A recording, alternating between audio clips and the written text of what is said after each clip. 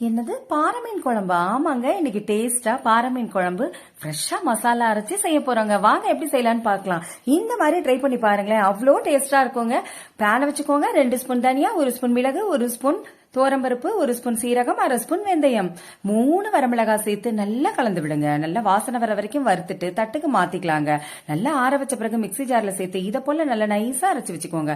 நான் 1 கிலோ பாறை மீன் வாங்கி நல்லா வாஷ் பண்ணிட்டு வச்சிருக்கேங்க. இப்ப பேனை வச்சுக்கோங்க. குழம்புக்கு தாளிப்பு ரெடி பண்ணிக்கலாம்.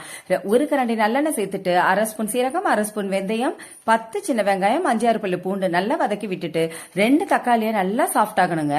அதுல சேர்த்து நல்லா வதக்கிக்கோங்க. கொஞ்சமா கருவேப்பிலை இலைகளை சேர்த்துட்டு நம்ம மசாலா அரைச்சோம் இல்லையா, அதெல்லாம் இது கூடவே சேர்த்துக்கோங்க.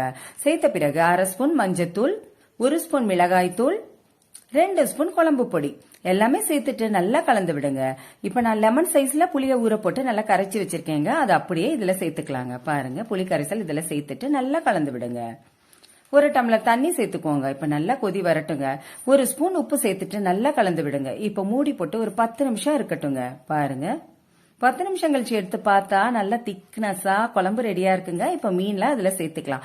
பாறை மீன் எடுத்து ஒவ்வொன்னா அதுல சேர்த்துட்டு ஒரு 10 நிமிஷம் வேகட்டுங்க.